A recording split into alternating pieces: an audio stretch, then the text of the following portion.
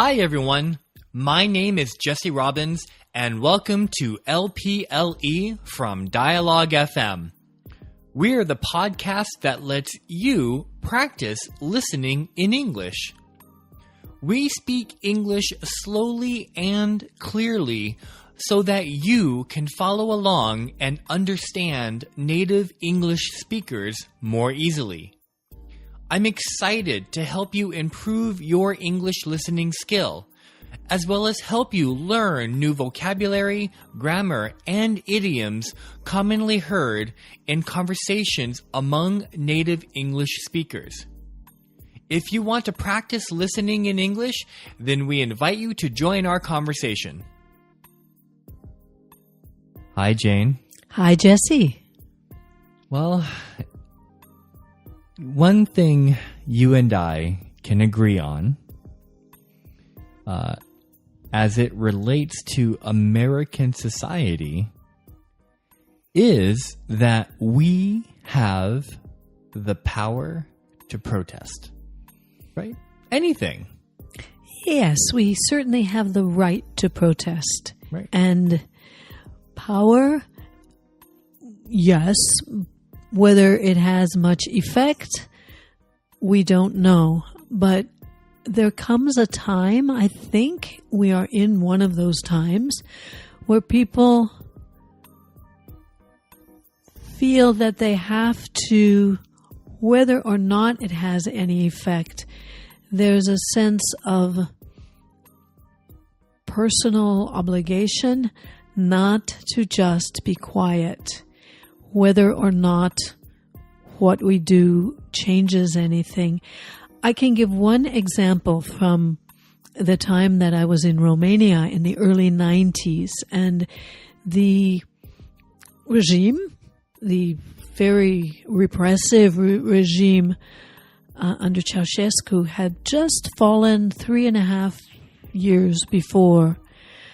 And, you know, everybody I knew and worked with had lived under that regime.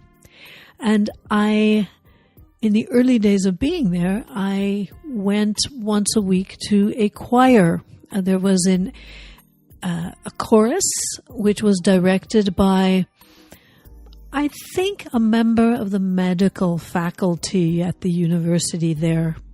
If not, it was one of the professors. And he said that when his chorus traveled around to different countries and towns, he always had them sing certain songs that were his personal protest against the regime. You would have to have been a person investigating him and who knew the music very well in order to recognize it as a protest. But this was his way. And I began to understand that a lot of people under that regime, they did not dare risk their careers or potentially their lives and the lives of their families, but they had to find some small way to stand up inside themselves. And I'm seeing a little bit, it's a different situation, but even though we haven't had any big marches recently, I see things like there was a postcard sending a protest on the 15th of March.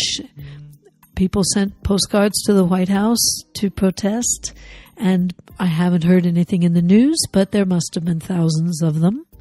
So people are doing small things. So this is interesting. I'm glad that you shared that story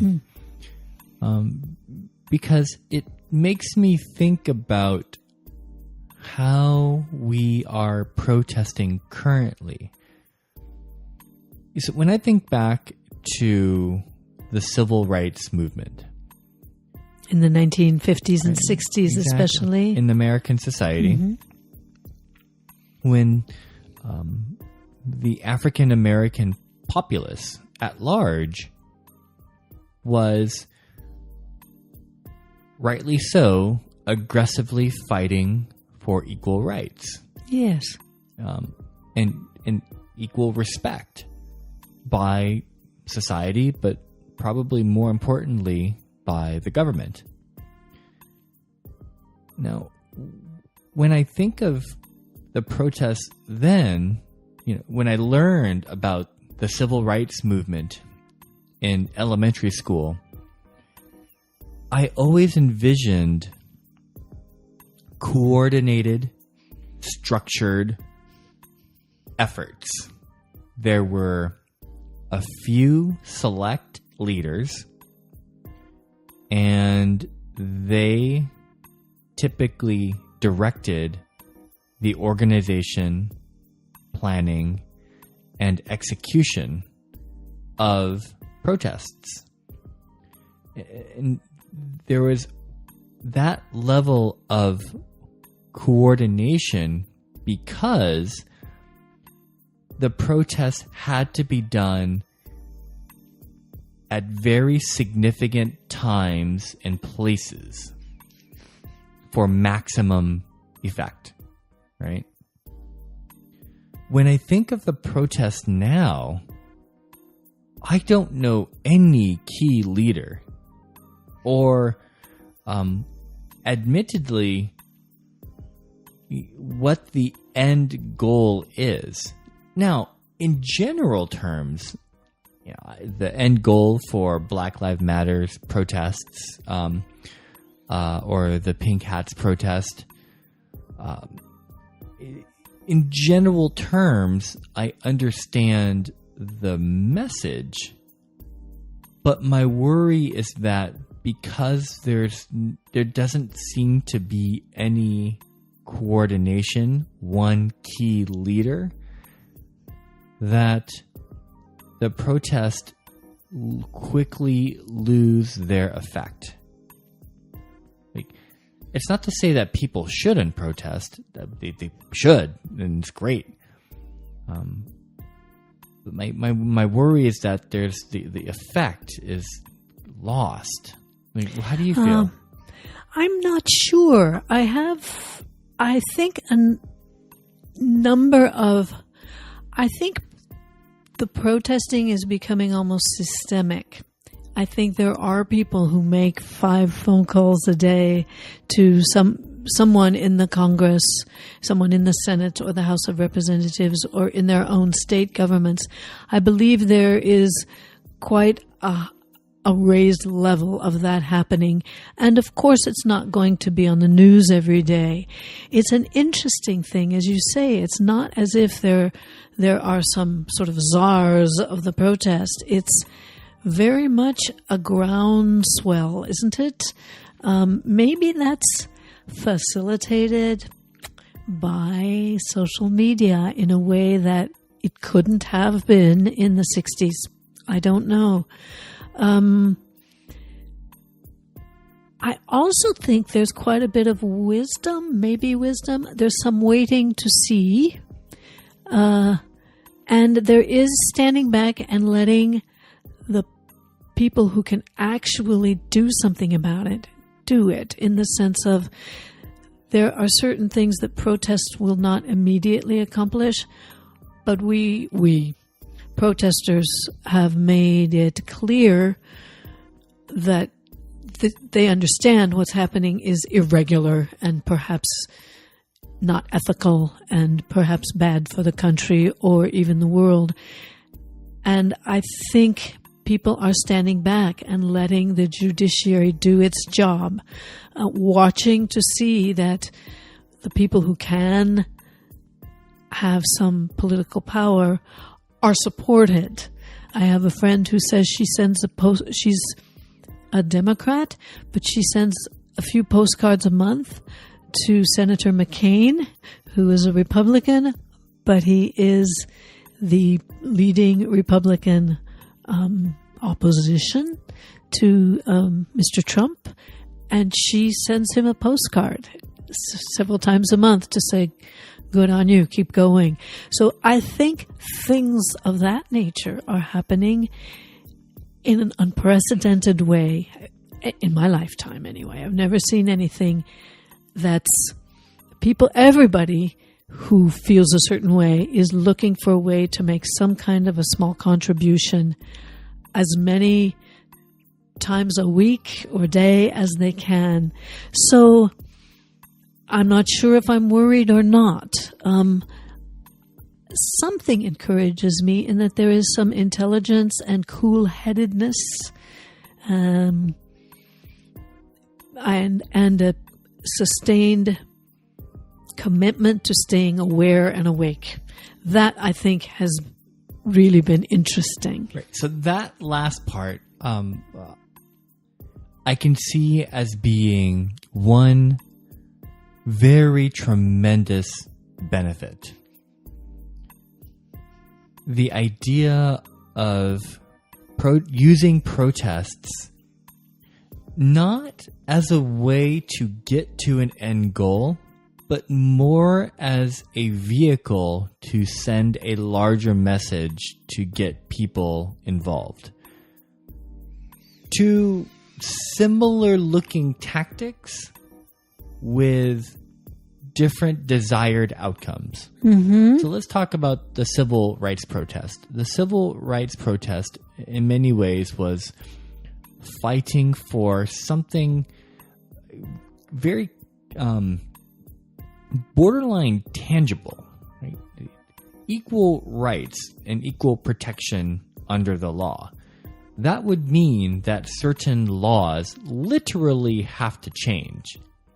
Here, it's different.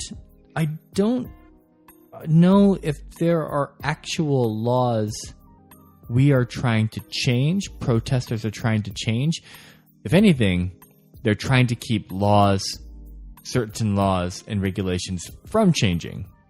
That's interesting. It's a good point. We're actually standing up to protect what we already have, which is interesting. And you're right. It's quite different from what happened in the 60s and subsequently. There are certain practices which we want to preserve. Most of us have only seen, even if we agreed or disagreed with the current presidential administration, they have all respected certain traditions, and it turns out we liked that. We expect at least that. And so we're looking more at behaviors, aren't we, than at actual laws. It's a big difference. You're right. So in that regard, in order to keep laws from changing, the protests and the people who organize the protests want the people watching the protest and reading about the protests to pay attention and to take action at home. So it's another way to grab people's attention for a very short amount of time and send a clear message of action. Now that you're paying attention to our protest, here's the problem, here's what we want you to do. Mm-hmm. So the call to action is probably more focused on not the politicians, although they want the politicians to understand the message as well, and to take action by not taking action, by not changing laws. But equally, if not more important, is they want the general populace to agree with them and to take the same action of contacting their own government leaders. That's right. Yes, I think that's true.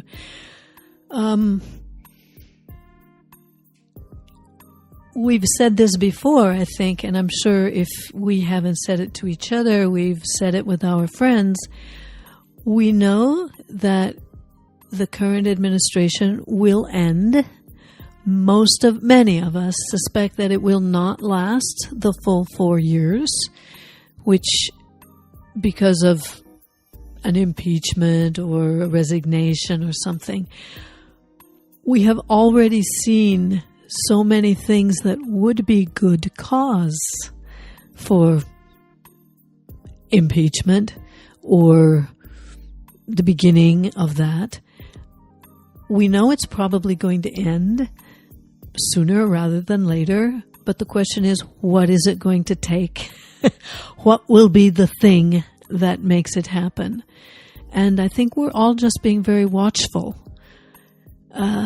It seems to me, from the things I receive in email, even though there is not a small group of people spearheading the whole movement, there are community leaders everywhere who send the emails, who inform those of us for whom this is not our life's work. I think we are not exactly suffering from a lack of leadership.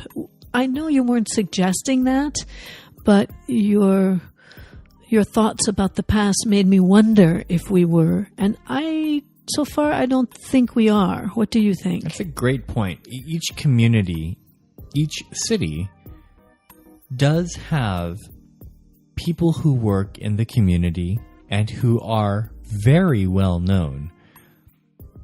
Those are the same people who are also connected to local government and who are talking to their local elected officials and perhaps communicating messages from the community to the elected officials. If the person is popular enough and well respected in the community, then that person might have direct communication to people in higher branches of government.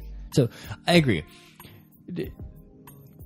It's hard to expect, practically impossible to expect someone at the level of prominence like Malcolm X or Martin Luther King or other famous protesters of equal rights of that generation.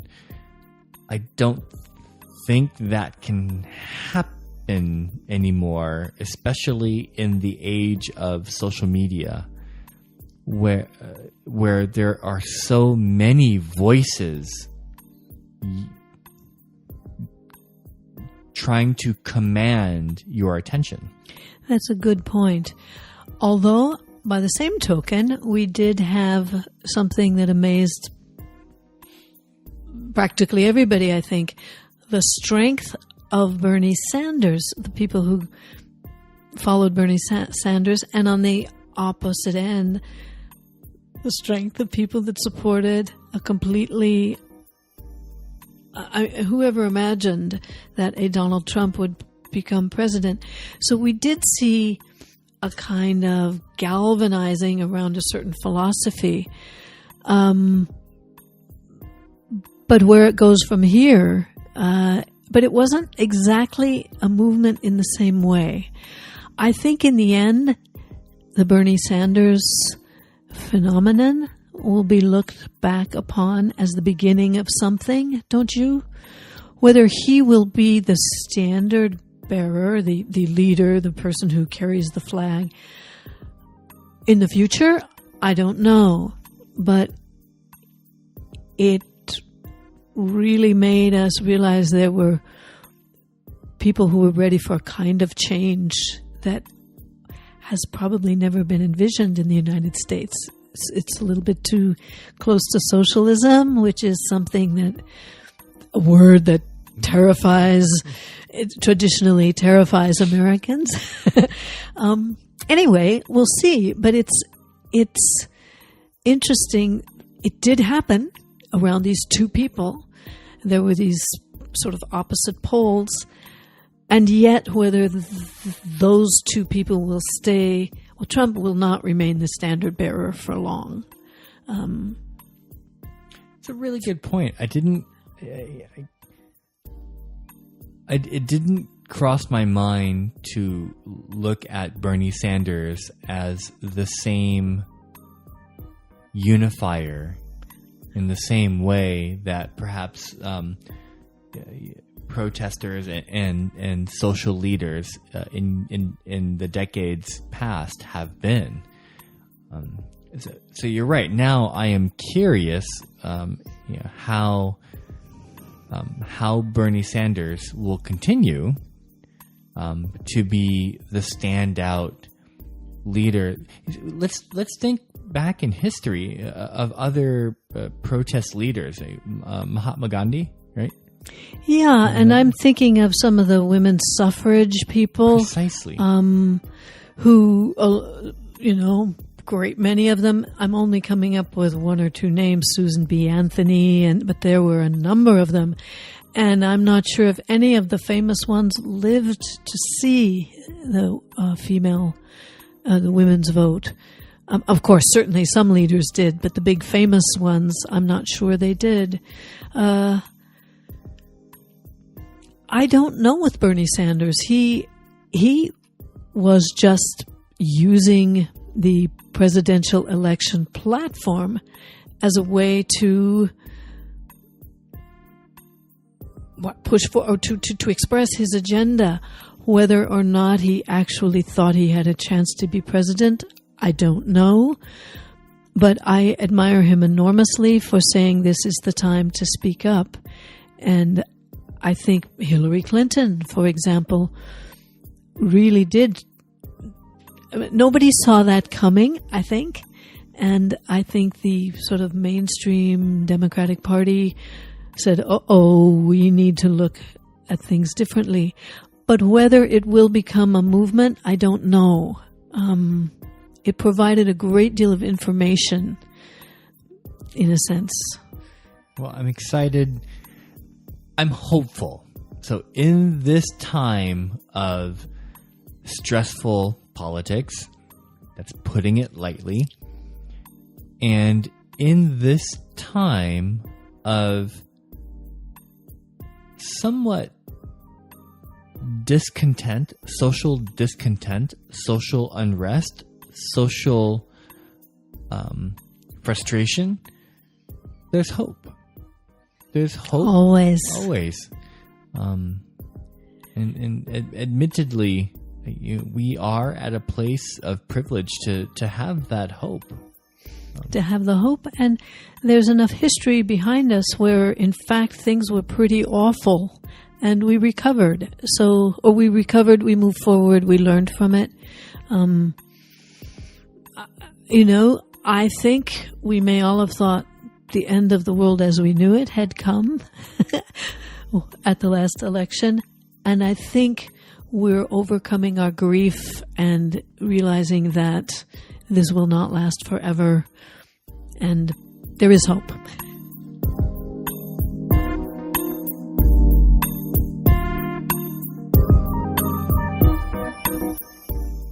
Thank you for listening to this episode of LPLE.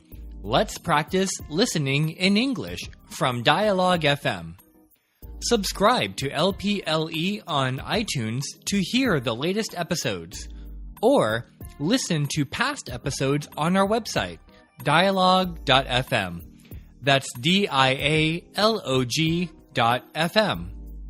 If you have questions or comments about English, or if you would like for us to use a word, grammar, or idiom in our conversation so you can learn how to use it correctly, we would love to hear from you on Twitter at dialogue.fm or Facebook at facebook.com/dialoguefm.